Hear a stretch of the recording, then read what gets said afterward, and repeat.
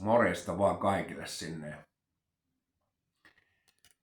Hyvää sunnuntai-päivää. Se olisi sunnuntai ja tässä ajattelin nyt saada vähän tätä ekaa videoa tehtyä. Ja mä en oikein tiedä, olisi niin paljon sanottavaa ja kerrottavaa, että mistä oikein alkaisi. No varmaan vähän pitää informoida siitä, että miten mun loppui ne videoinnit silloin viime kesänä. Se oli siinä kesäkuun puolivälissä, kun kondis romahti kunnolla ja siinä hermosto meni jotenkin semmoiseen kuntoon, että jalat ei kantanut enää kuin 100 metriä suunnilleen ja sitten ne oli ihan vetelät ja ne ei vaan auttanut, vaikka yritti käskyttää, niin ne ei enää pelannut ja se fyysinen kunto romahti totaalisesti. Siinä oli semmoinen rasitus mökillä ja siitä se oli vaan semmoinen piste, mistä se käynnistyi se tila. Ja ei mun silloin ollut vielä tietoa ihan kaikesta, että missä mennään. Ja hurjaa oli, mä muistan vaan, että se oli joutui vaan istua päivät. No, ruoka ei oikein imeytynyt ja yritti syödä ja siihen tuli suolistotulehdukset päälle. Ja siinä käytiin kyllä varmaan aika kiikun kaakunkin yhdessä kohtaa, että miten tässä selvii. Sitten siihen tuli vielä vähän sydänpussin tulehdusta ja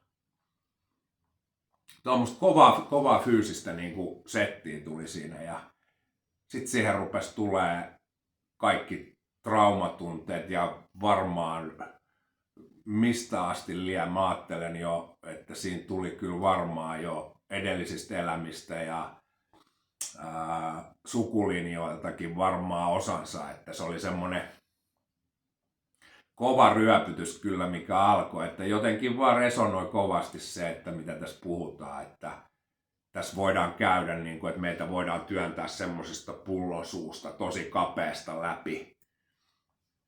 Ja niin siinä itselläkin kävi, että ne tunteet oli niin epämiellyttäviä, että mitä silloin joutui käydä, että mä kuvailin jotenkin sitä yhtäkin tunnetta, kun mä makasin ja tuon lapojen välissä jäyti semmonen kalman kelmeä. Tuntui niin kuin 1000 ihmisen kuolemalta tai kuolinkokemukselta se tila. Se oli ihan pois tästä planeetalta ja se oli semmonen kyllä jo ihan että yli mun kantokyvyn mun mielestä, mutta jotenkin sen sitten kuitenkin kanto ja kesti ja sitä kesti tossa jo puolisen vuotta settiä että ropisi aika huolella ja siinä mietin vaan sitä, että siinä on tietysti mulla siellä se Saturnuksen sadessaati semmoinen karmallinen jakso ja se pyyhkäsi silloin mun planeettojen yli sieltä, niin aina ne löytyy tai usein löytää kyllä sieltä tähtitaivaalta selkeät merkit, että mitä käy läpi ja siinä se oli kyllä semmoinen ryöpytys ja setti, että se hermosto, niin sitten siinä tuli tietoakin siitä hermostosta, että siellä mulla Saksassa kävi noin verikokeet ja sieltä löytyi borrelia vielä. Että semmonen punkin purema siellä vielä lisäksi vaivasi ja sekoitti sitä hermostoa lisäksi, mutta ennen kaikkea mä koen sen jotenkin, että ne tunteet, mitä sieltä tuli, mitä mun piti ottaa vastaan, niin ne oli liikaa tälle mun systeemille, että se hermosto ei vaan kestänyt enää, että se oli liian kova paukku. Et ymmärrän kyllä nyt, että mä aikaisemmin oli vähän silleen, että kun mä oon aika huono ollut tunteita, niin sitten ajattelin monesti sillä tavalla, että mitä enemmän tuntuu, oli se tunne minkälainen vaan, niin sen parempi, että tuntee paha elämänsä. Et mieluummin se kuin sellainen, että on ihan jähmeä ja ei tunne mitään. nyt mä olin jo vähän eri linjoilla, että mä siinä sanoinkin, että frendeille, että aikaisemmin tuli aina toivottua, mutta nyt mä en niinku enää toivokkaan, että tuntuu miltä tuntuu. Että kyllä siinä niinku käytiin ne pelot, ne kuoleman pelot, niitä oli tosi voimakkaita ja niitä käydä läpi. Ja, se oli jo kova setti. Ja siinä just juttelin jo se friendin kanssa, niin just mä sanoin vielä silleen, että kun puhuttiin jotain entisistä elämistä ja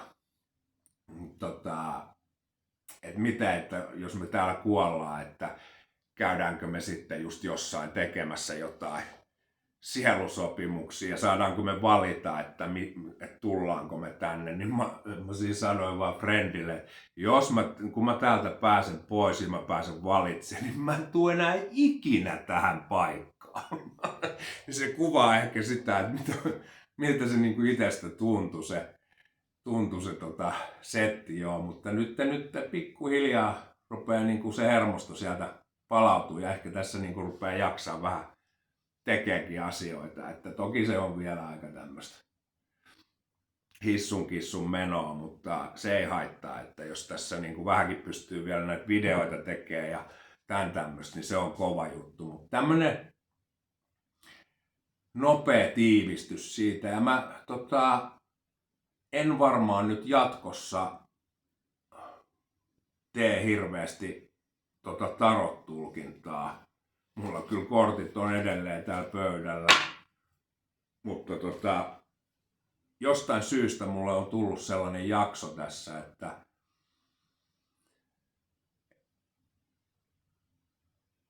niinku se ei ne ei enää kertonut mulle niinku mitään. Se meni niinku jotenkin se yhteys mulla niinku vähän kiinni niihin ja mä ihmettelin sitten, että mistä tässä on kyse ja että astrologiaa vielä jonkun verran niinku pystyy tutkimaan ja siitä saa irti jotain, mutta jostain syystä nuo kortit ja sitten kaikki, mitä mä ennen käytin paljon niinku ympäristöä, numerologiaa ja tällaista, että niistä hain niinku erilaisia viestejä tai suuntia, niinku, että missä mennään ja vähän varmistuksia sellaisia aina, että onkohan mä oikeassa suunnassa ja mikä oli tosi tarpeellista siinä kohtaa, mutta sitten mä tajusin, että tässä tuli tällainen kohta nyt, että nyt mun pitää niinku jo pystyä tuolta omalta sisältä, sieltä sydämestä käsin niinku tunnustelee ja kuuntelee, että mihin suuntaan mun pitää mennä ja rupea tekemään niinku ilman sitten näitä apukonsteja, niitä päätöksiä ja lähteä niinku sitä kautta elämään tätä elämää tällä kohtaa. Ja sitten mä rupesin tekeekin niin ja se oli kyllä tosi hyvä, että siinä oli sieltä rupesi tulee sellaisia kohtia, niin kuin, missä joutui tehdä tosi kovia päätöksiä. Et siinä oli sellainen,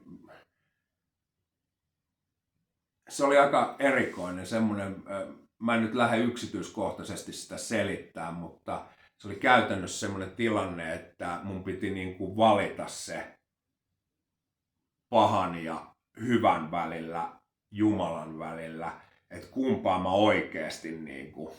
Ja siinä käytiin sellaisessa, että mulla oli semmoinen tilanne, että tuntui, että mä kuolen, jos mä valitsen täysin tämän puhtaan tien ja lähden sitä linjaa kulkemaan, mutta sitten mä valitsin kuitenkin sen, niin siinä jotenkin tapahtui jotain merkityksellistä, että kun teki semmoisen sisäisen suuren päätöksen, niin sieltä rupesi jännästi tulee sellaista itseluottamusta ja itsekunnioitusta sen jälkeen itseään kohtaan ja siinä niinku, niin, jollain lailla se niinku rupesi ohjautumaan niinku täältä sisältä päin nämä päätökset ja rupesin sillä lailla niinku menee ja nyt se tuntuu niinku hyvältä, että teen sitten niinku tällä hetkellä niinku tätä puhetta tuotan sieltä omasta sisältä ja en niinku hae niinku niinkään noiden korttien kautta tällä hetkellä. Se voi olla, että mulla alkoi se rahusykli, kuun yläsolmusykli just tässä vuodenvaihteessa, niin se todennäköisesti niin kuin nyt jostain syystä ohjaa mua tällä tavalla menemään. Mutta joo, tässä niin kuin paljon, mä vetelen nyt, että mä jaksan editoida näitä, niin mä teen tämmöisiä lyhyempiä pätkiä. Että tässä nyt tuli vähän tietoa tästä, niin kuin, että missä mä oon mennyt ja mitä täällä tapahtunut. Nyt rupeaa sitten tekemään vähän, toimittaa informaatiota aina mitä tulee mieleen, että tuossa ainakin on muutamia aiheita jo, niin kuin, että mistä haluaisi puhua ja rupean niitä tässä sitten teille äänittelemään aina pikkuhiljaa. Sitten kun tuntuu hyvältä ja oikealta, niin sitten mä aina laittelen videoita. Et en osaa sanoa kyllä mitään päiviä ja tämmöisiä, mutta niitä tulee kuitenkin todennäköisesti. Joo, mutta ei mitään, hei. Mä jatkan tästä sunnuntaipäivää ja oikein hyvää alkuviikkoa sinne teille kaikille ja sunnuntaipäivää. Se on moi.